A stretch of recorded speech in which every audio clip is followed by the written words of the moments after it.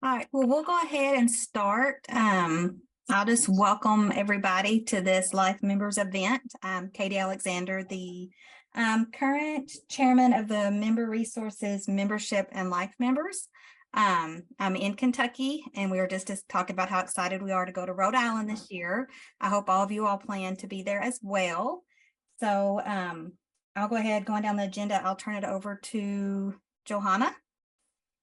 Okay, thanks, Katie. Well, good afternoon, everybody. I'm happy to be with you. And we have other committee members that are on, so I can't see everybody. So if you are on the Life Member Committee, if you would please unmute and say hello. This is Cindy Davies, and I am on the Life Member Committee. Hello. Hi, everyone. My name is Mona Habibi, and I'm agent with University of Maryland Extension, and excited to meet you all today. I'm Michelle Wright, and it's a pleasure to be on this committee. Greetings from Texas. And Teresa, I think we adopted you on the committee, at least for the next few months. So, Teresa. Sorry. Oh, thank you. Yes, Teresa Mayhew, New York. And I'm happy to be here to talk more about the meeting that's coming up in Providence. Good. And I am Johanna, and I'm in Virginia, Newport News, Virginia. And we've got a couple other committee members. Who else wants to introduce? And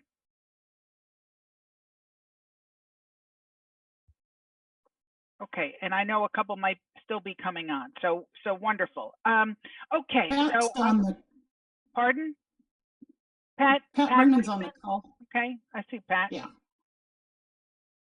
Hi, I'm Pat Brinkman in Ohio, and I've been helping with some of the planning ahead too. So I am going to be in and out a little bit. I am taking care of granddaughters this afternoon after they get off the bus here in a few minutes. So I have to transport them someplace else too. So I'll be in and out some. So.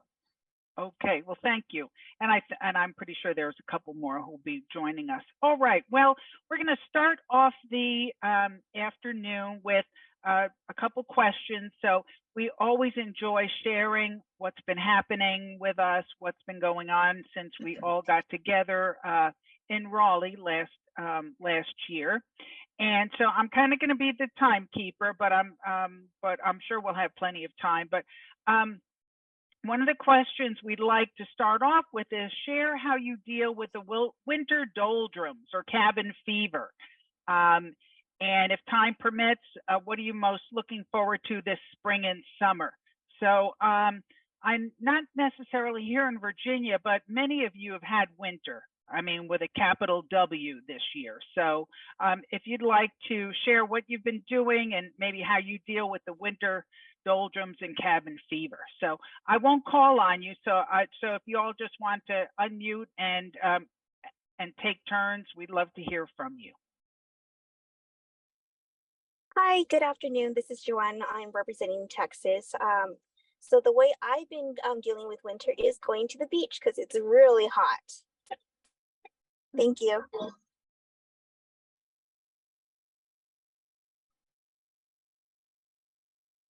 Hello, Rosie Allen from Kentucky. Our daughter is getting married in 2.5 weeks. So every weekend there's been a project towards the wedding. That's how we're dealing with the winter.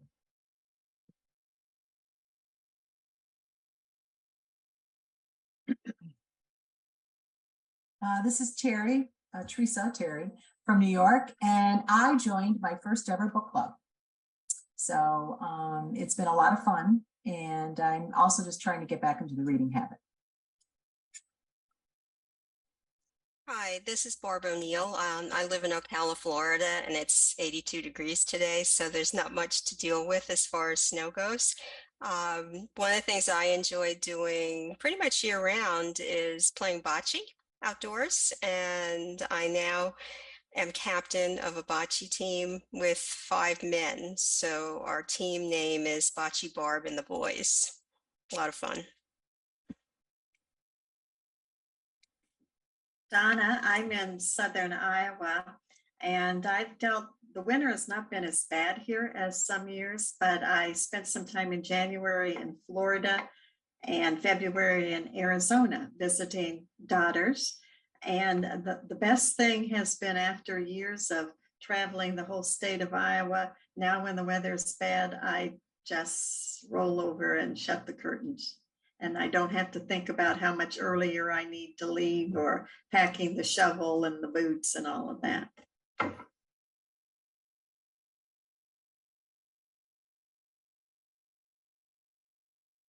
I don't mind going. I tell you what, here I ditto what Joanne said. It's been fairly warm here, you guys. So I feel for those of you who are shoveling snow. So if you want a change of environment, you know where to come. This is Emily. My winter has been warm today, cold tomorrow, cold yesterday. We're expecting a weather event tomorrow or Friday.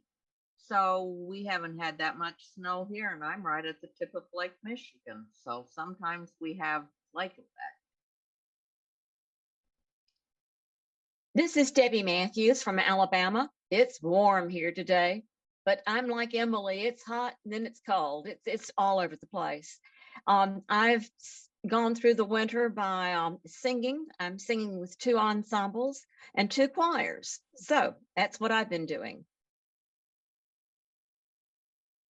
This is Pat Brinkman again. I'm in Ohio, and it has fluctuated from being, today it's 70, it's wonderful.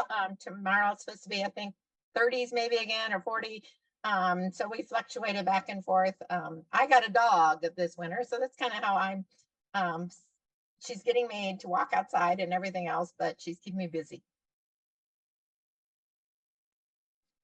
Hi, everyone. It's Karen. I'm in Wisconsin, and this is my first winter that I'm not having to be like Donna and worry about what's the weather and what's my route and how icy will the parking lot be. But I've been buying a lot of ice melt for my for my own driveway, and I've enjoyed seeing everyone's posts, Kathy and Sharon and Donna, on your trips. I've been living through your trips through osmosis. So thank you so much to everyone that's been sharing your adventures.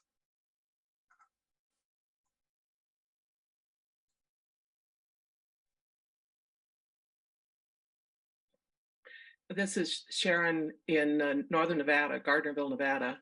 And we started our winter with 2 feet of snow, and then it stayed cold for the whole month while we were gone. So that was kind of nice, not having to dig out anymore. But we got our driveway plowed out just in time to leave for a month in the Middle East and the Mediterranean. So started in Istanbul and then in Athens, Crete, Egypt, Jordan, and ended up in Jerusalem. So it's been a good winter to get out of here, because it's been snowing ever since, I think. We just had 6 or 7 inches of snow over the weekend, but at least we always say we don't have as much as they do up the hill at Lake Tahoe and Truckee. Truckee had 9 feet of snow.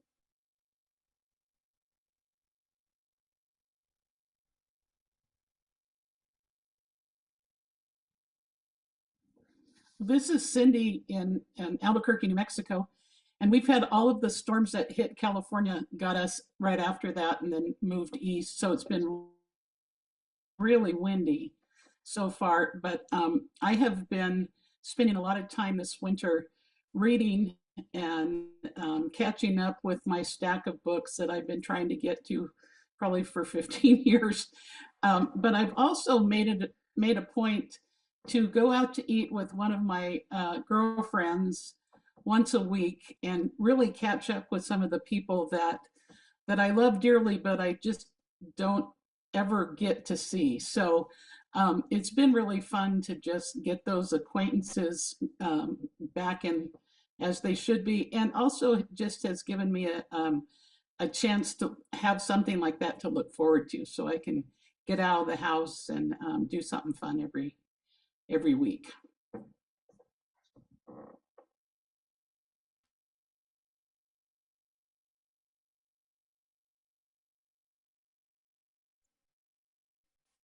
This is Kathy Olson from Minnesota.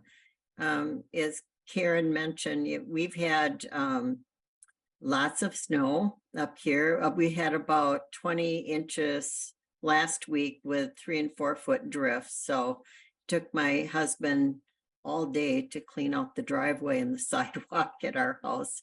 But we were able to get out of it for a little bit. We had a trip to Sydney, Australia to see with another couple from Australia that I've been friends with for since we were 10 years old. I won't say how many years that's been.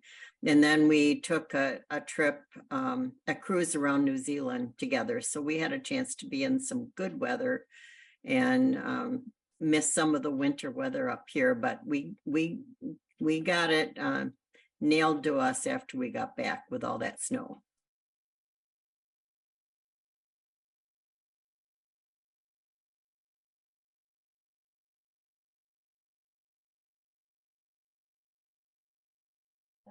Well, I guess I'll join in here, and I was late because my computer decided it had to update Zoom, of course, when you don't have time to do that.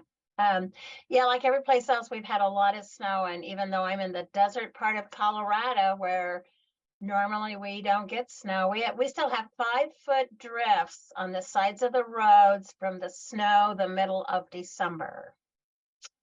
And things have not really melted. The parking lots are still icy.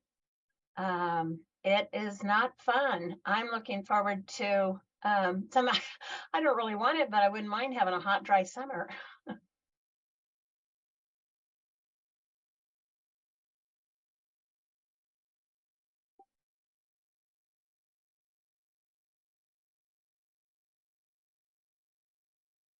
Is there anybody else who'd like to share? Speak up.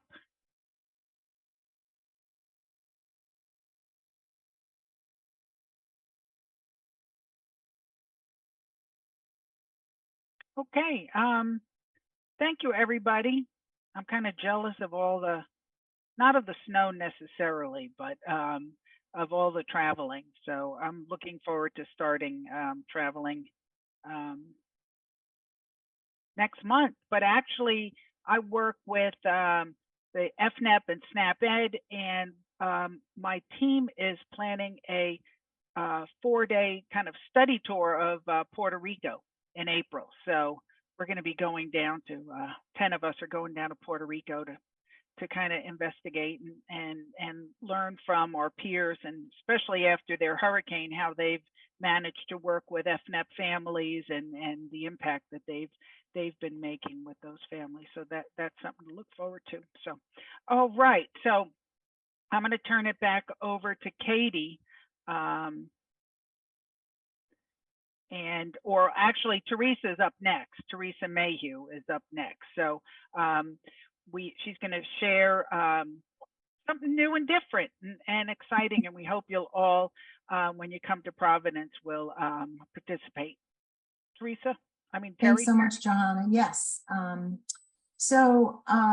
Based on input we received from like members during our Raleigh get together, we looked into holding a first time ever, I think, life member in-depth tour on Tuesday, which will be September 12th.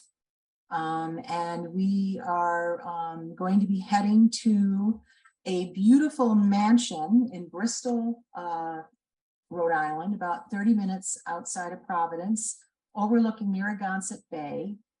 And it's called Blythewald, and it means happy grounds.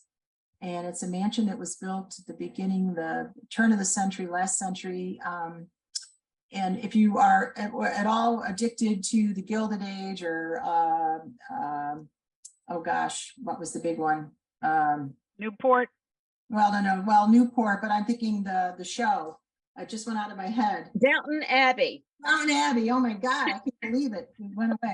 But anyway, this is very reminiscent of a place like that, a mansion like that. And we will, as part of our tour package price, we, in addition to having the transportation provided, we have a guided tour of the grounds and the mansion. which will be about 90 minutes all total. And the mansion is absolutely gorgeous. And we can send the website link to you. I can type it in the chat after I'm done chatting.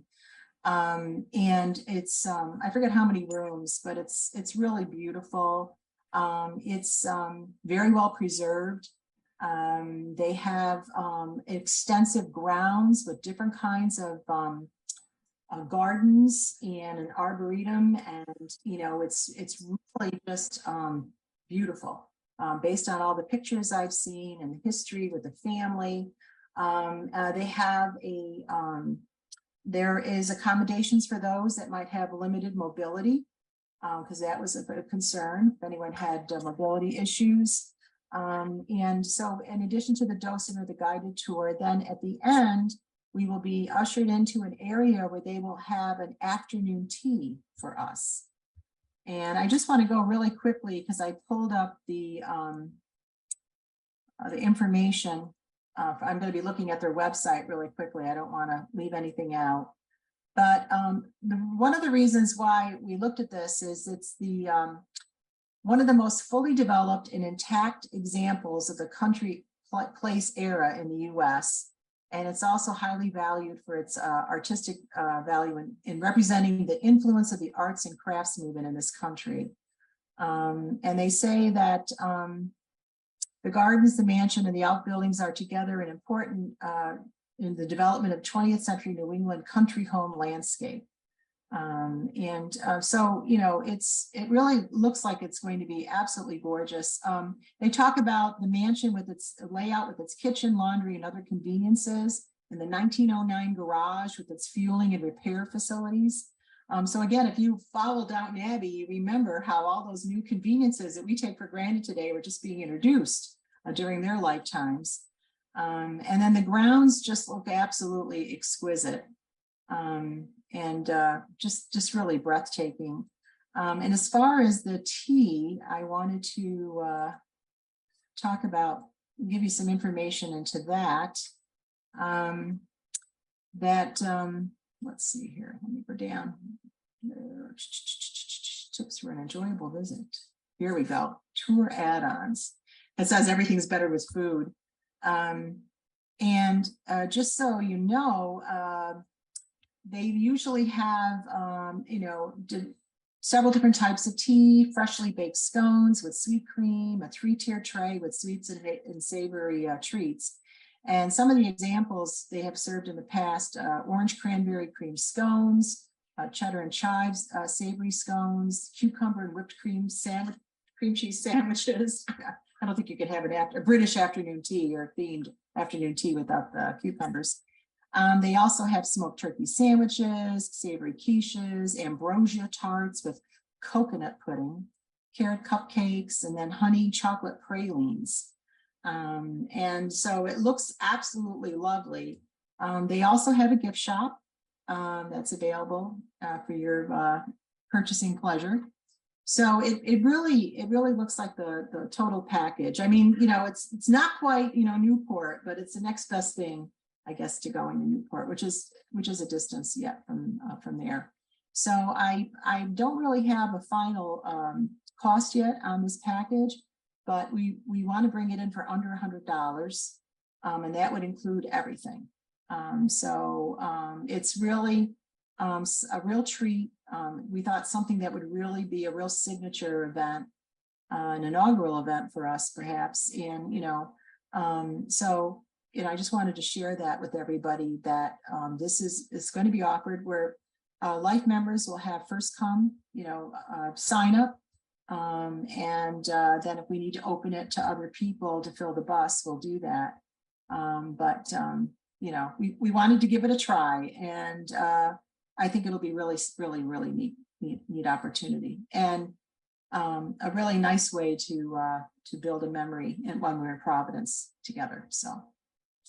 Cindy, you've been involved in this discussion with me as well, and I can't remember who, but I think it was Joanna.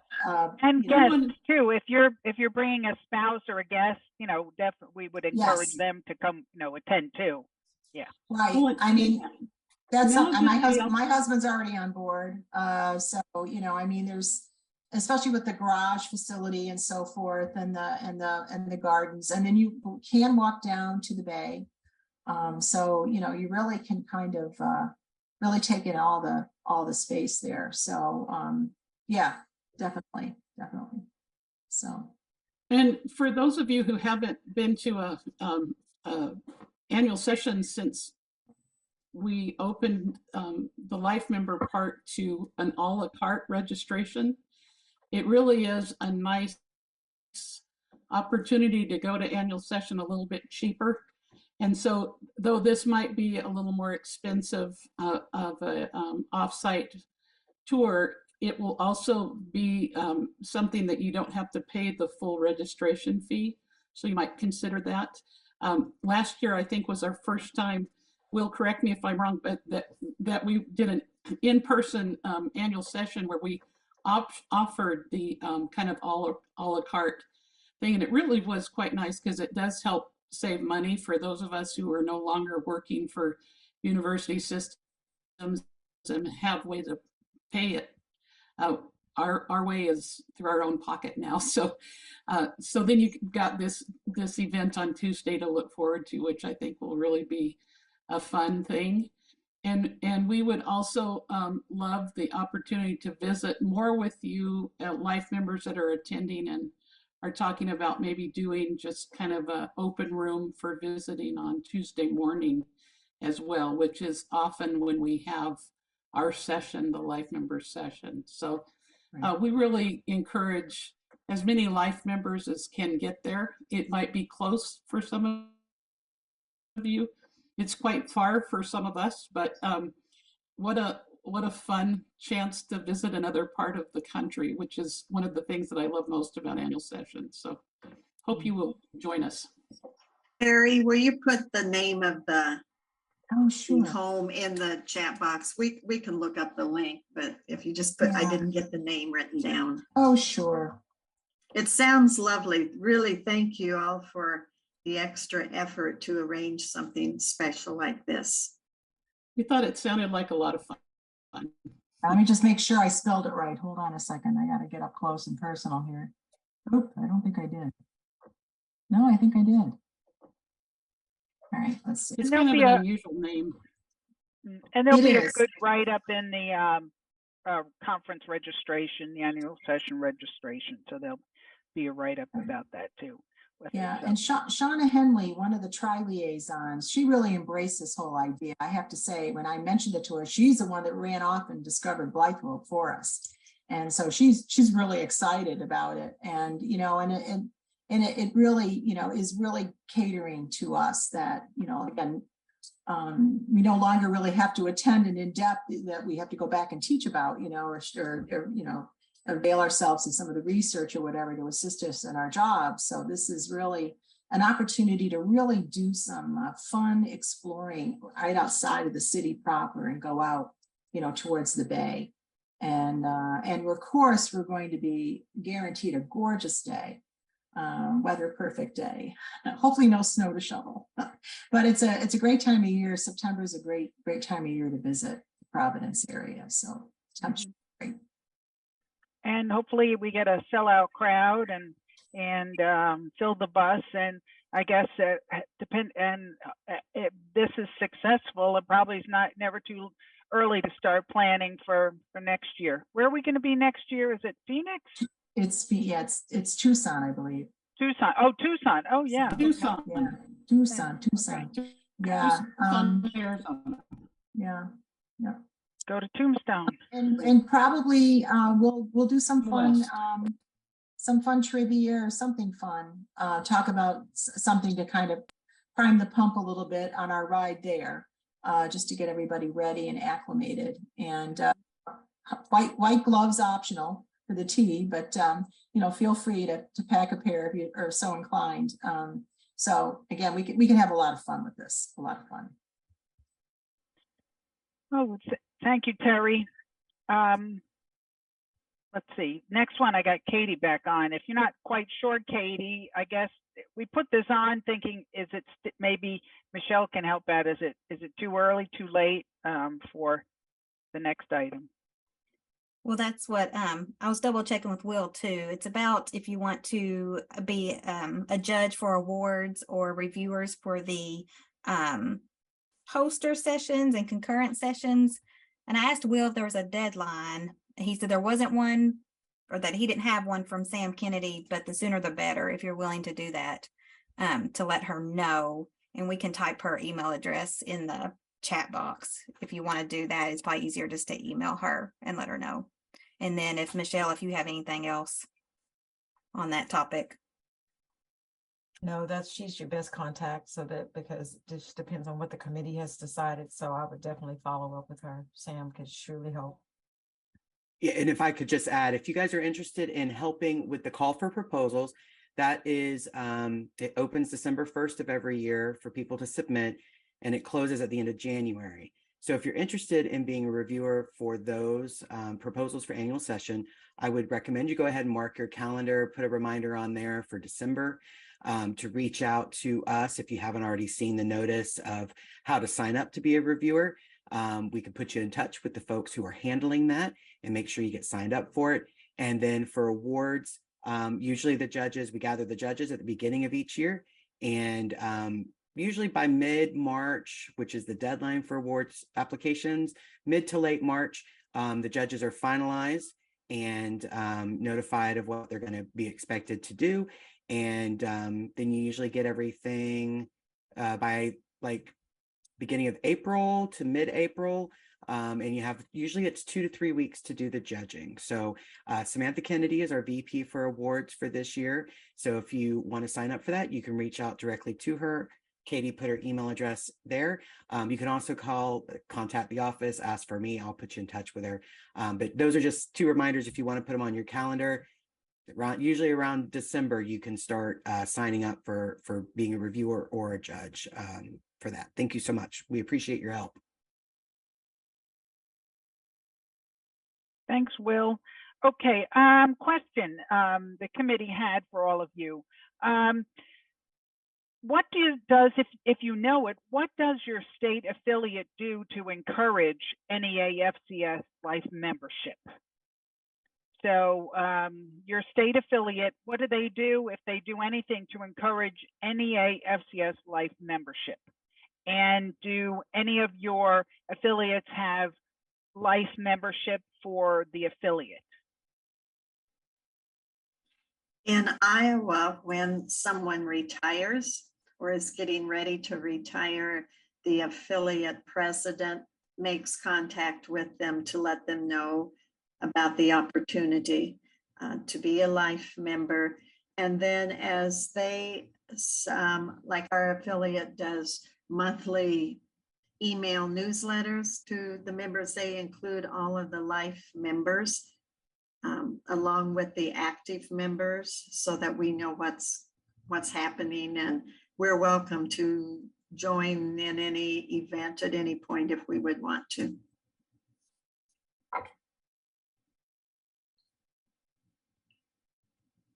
Thanks, Don. Anybody else?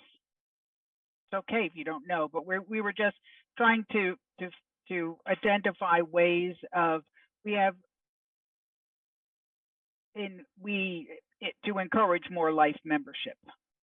Joanna, in Indiana, I don't know exactly what is going on now, but when I retired, there was an opportunity also to do life membership in our Extension Educators Association. And I don't know whether they encourage that or not, but that was an opportunity, and I don't get very many email from the state association at all. Alabama pays half of the life member dues. We don't have a state life member group, but that's a pretty good deal. So you're saying that if it's $300 for life membership, they pay $150 towards it? Yes. If the member pays up the other. Okay, that's great.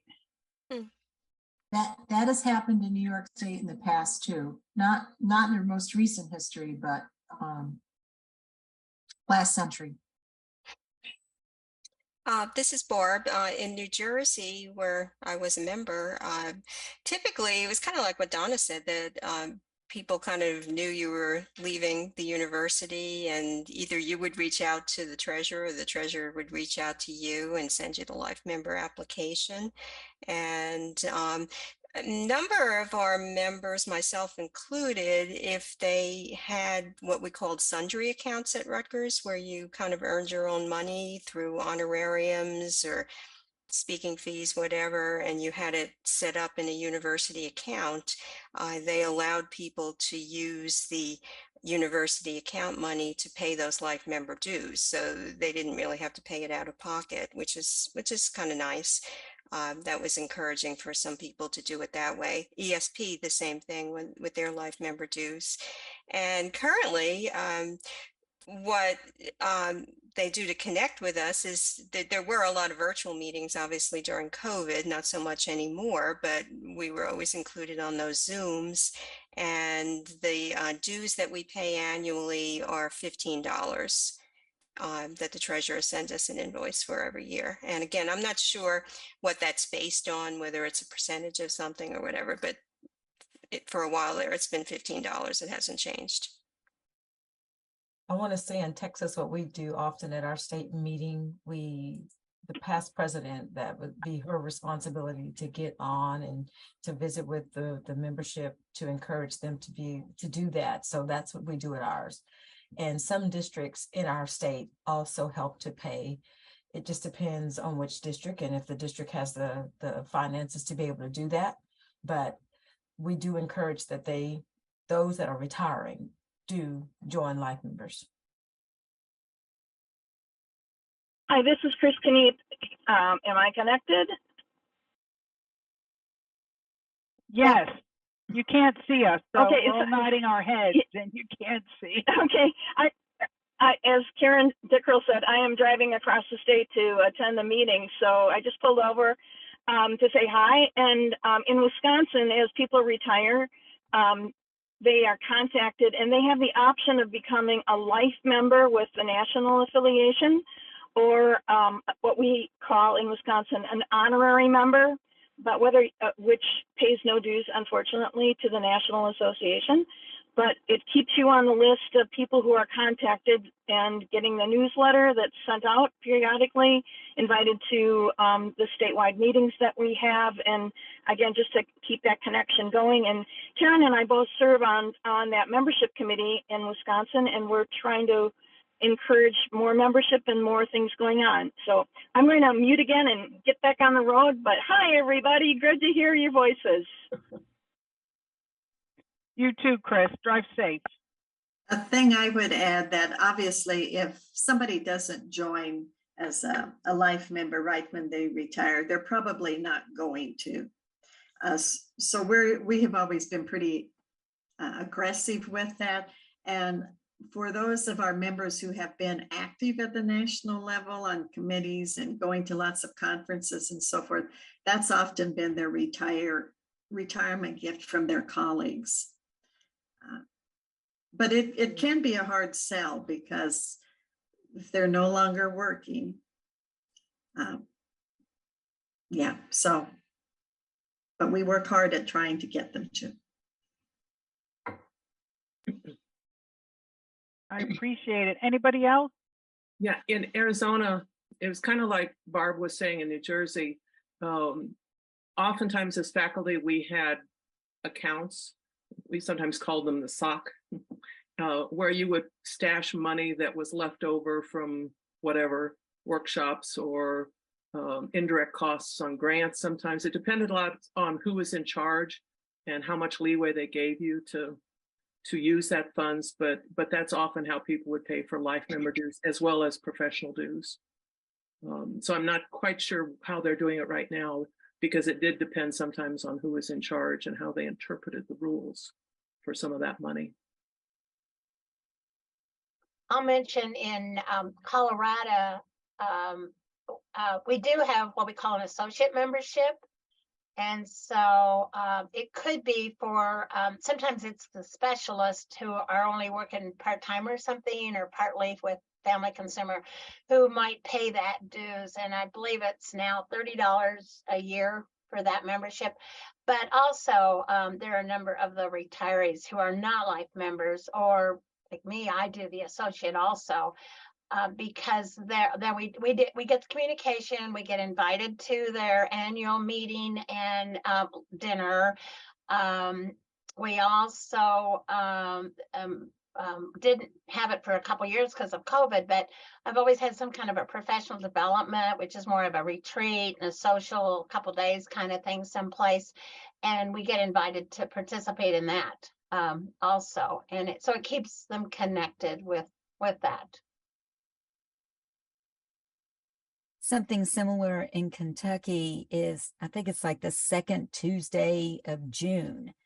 The retired FCS agent or educators, they have a reunion. So whether you're a life member or not, you can participate in that. And that's an additional way to stay connected in addition to being invited to the annual session.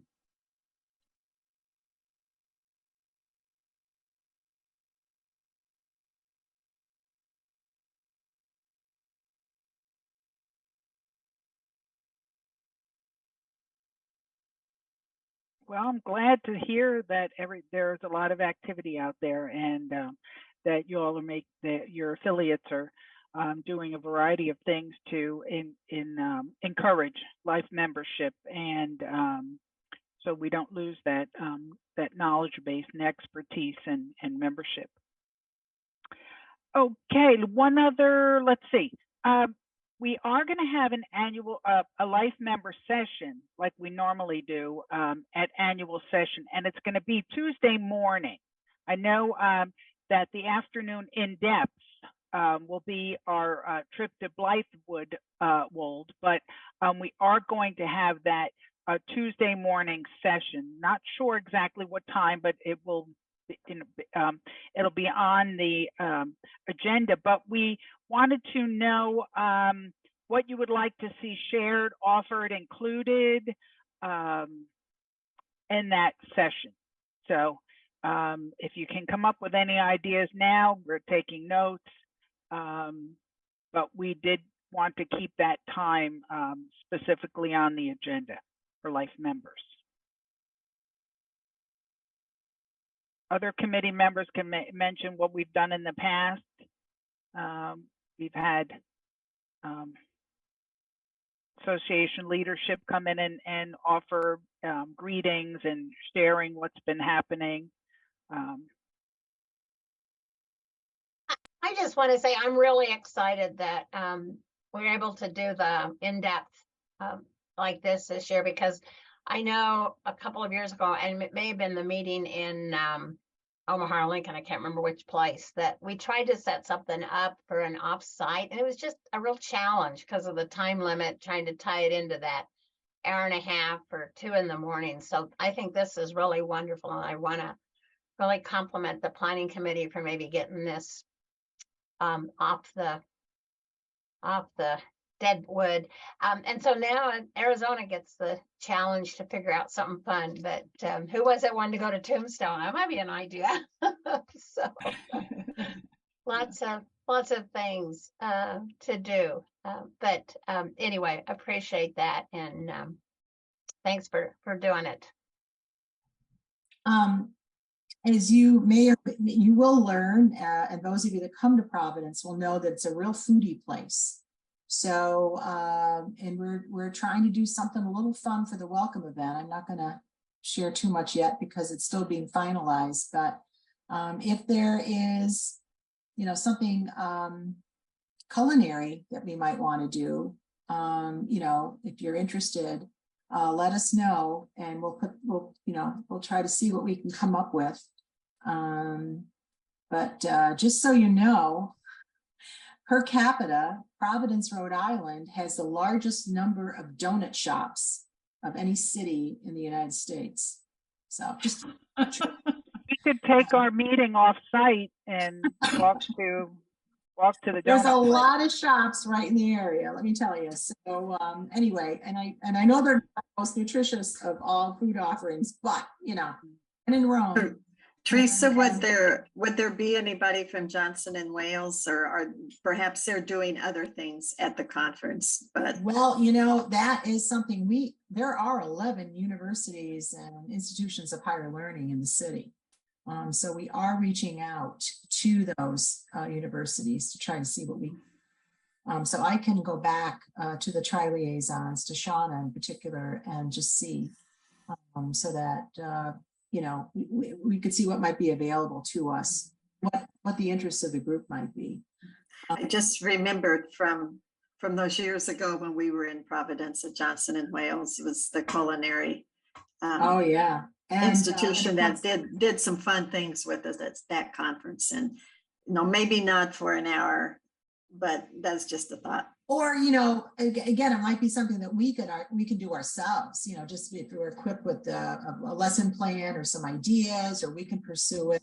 We have, some people on the ground, no active extension person on the ground in Rhode Island, but we are reaching out, and we have been communicating with the University of Rhode Island, with the land grant there in Providence, and with the nutrition folks and so forth. So, Shauna Henley has had some really great contacts in the area. She's originally from the Northeast, from Connecticut, I believe, but she's very familiar. She has family, I think, in Rhode Island. So she's been a real help with all of this. And and the Go Providence people that work with the convention center, they also are very keen on promoting local or, enterprises, entrepreneurs. So, as I said, it's a real foodie area. If you're an architecture buff, oh my goodness, you are in for a real delightful time in Providence. And it's a very walkable city too. So, so we'll see. I mean, there's a lot of history, there's a lot of culture, a lot of different immigrant groups. So, there's a lot of ethnicities in the area, lots of different kinds of cuisine. So in addition to the wonderful seafood, so if nothing else, learning how to really crack open, lobster might be a real thing. Although I'm not suggesting we're going to have lobster. The price of lobster is through the roof. But anyway, we can look at pictures of lobster. So, but yeah, so any ideas along those lines, we'll see what we can do if we can come up with something fun. Good, thank you, Terry. So if you have any ideas, the committee would love to hear them for that hour that we're together, put together for an agenda. You had me at donuts. I'm like, oh, we could all decorate and eat donuts, but sprinkle. Yeah. So okay. Last question, if you would, it's like an impromptu poll, but if you'd go to your reactions, if you would be interested in having another Zoom get together before we go to Providence. If you want to just give us a thumbs up or raise your hand, and just get a kind of an idea of how many would like to get together again, whether it's to review again what's coming up or highlights of what else is going on. Michelle is on. I mean, I don't know, Michelle, put you on the spot. Is there anything you'd like to share from the board member resources or member resources? I tell you what, I am no longer that individual. Oh, that's right. That's right. Sorry. Hey, well, I'm not the person on the board, but Katie is going to be your committee chair. So that would be Gina. Gina is not on with us today. Okay. So sorry. I'm sure that she can share Gina's sentiments with you guys to let you know exactly what may be going on. All right, I'm going to turn it over to Katie then. Well, I feel like I don't really have a whole lot to share in regards to just, I mean, I'm learning a lot just from this meeting and what y'all have planned for Rhode Island. But if we do need to schedule a spring meeting, I saw a lot of thumbs up go up, so we can do that. Johanna, some of them, if you want to kind of shoot out some dates, then we can get an email sent out either with a doodle poll or just pick a date. for that, because we do tentatively have a meeting for the committee, for the membership committee to meet in May, to kind of go over some more plans for NEAFCS and our new members event. So. Oh yeah, you mean the first timers? Yeah. First okay. timers, yes. Yeah. Well, they're not all new members, first timers. New to the annual session. Okay. Right. All right. So I think we saw quite a few hands up, so that's good. And then we'll get together and get another date on the calendar. I had written down spring, but spring is only like 20 days away, so maybe a late spring, early summer Zoom. And it seems like 3 o'clock on a Wednesday is a great time. We've got 22 folks on it, so I think this is the most we've had, so that's great.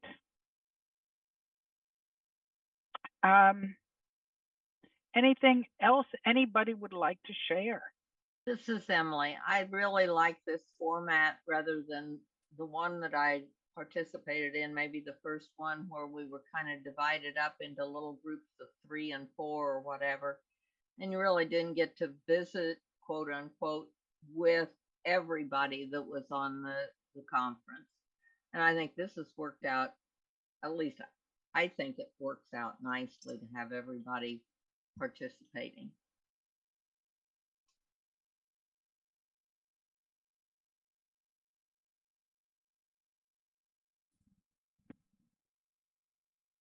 From the committee's perspective, if you guys have ideas of topics that you would like to discuss in this format, please shoot us an email, either myself or Johanna or Terry. We've got several committee members on this, but it's always kind of hard to know what people would be interested in talking about. So we'd love to hear that from you too.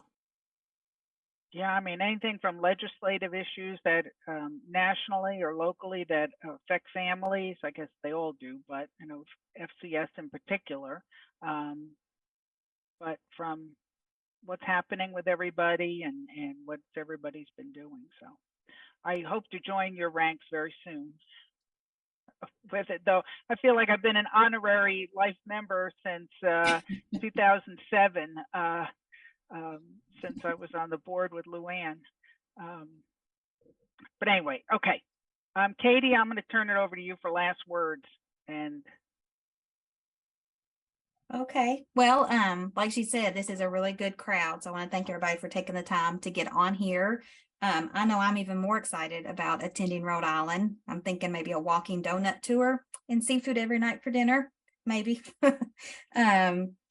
I don't really have anything else. We'll send out the dates when we plan a late spring, early summer life members meeting, and maybe when registration and stuff closer to that time. So we'll have some more details with the time of the meeting and everything, and travel arrangements. So if you're planning on going, I'd go ahead and get your hotel booked. So and any questions or anything, it sounds like Terry has a lot of information too. So I will just add that if you're really infatuated with donuts, if you stay at the Graduate, in the guest rooms, there's a picture of donuts in every room. Just so you know, that's a real nod to the city. I mean, the Graduate is the original Biltmore, which has been in existence for over 100 years. I think it's on the historic register, and it's just absolutely exquisite. The lobby and the mezzanine and so forth, and the guest rooms are extremely spacious. And just one last word. Those of you who have been in many, many annual sessions, and we used to do 4 to a room back in the day, and you had 4 women trying to cram all their stuff in those little tiny dinky closets. Well, the closets in the guest rooms at the Graduate, you can jitterbug in them. I mean, there is a lot of space. So I'm just saying, but it is, if you're fascinated by the donut idea, and there's a huge Dunkin' Donuts right next to the Graduate hotel parking lot. So there you go. And I have no stock in Dunkin' Donuts, just so you know. Okay. Well, it should be a good time. I don't have anything else. If anybody else has anything they want to share, or will, if you've got anything, I think we've covered quite a fit. And I noticed Terry put the dates for the 2024 NEAFCS in Tucson. So go ahead and mark your calendars for that too. I would just add, we do have a Life Members Facebook group. If any of you are interested in that, you should just be able to find it on Facebook or shoot me an email or give us a call. Let me know. I can certainly help you find that. I do try to post things there as well. We are looking into some email issues. So if you're one of the folks who've been having a hard time receiving your emails, I am so sorry for that. As a reminder, you can log in and view your entire message history right online through your profile area. If you need any help with that, reach out to me. I'll make sure you have what you need to get on. Also, there's an e-list just for Life members. I sent the reminder about this meeting out on it this morning. And so that is I want you to know about that. That is a two-way street. All of our e-lists are two ways, which means staff or board members or committee chairs, they can send things through those e-lists, but the members can also send things through those those e-lists as well. So you can send a message to communicate with each other. So certainly if you have anything you want to share, a project you want to get started, see if any of your fellow Life members are interested, please know you do have that opportunity there as well. We definitely want to communicate with you as much as possible. Another thing, if you haven't been receiving your emails, is make sure we have your right email address. Once folks retire, I know email addresses can change, and I'm sure all of you were very diligent about it and gave us your most updated email. But if you're not quite sure, definitely reach out. We're here to help you in however we can. And other than that, I would just thank you all from the bottom of my heart for being Life members of the national organization. We love and appreciate each and every one of you, and thank you so much for continuing to be a part of your organization. All right, I think that's it. I think we're good to go to sign off. So everybody enjoy either the snow or the sun or whatever you've got today. So thank you. Take care, everybody. Bye. Thank you, everybody. Happy St. Patrick's Day. Yeah.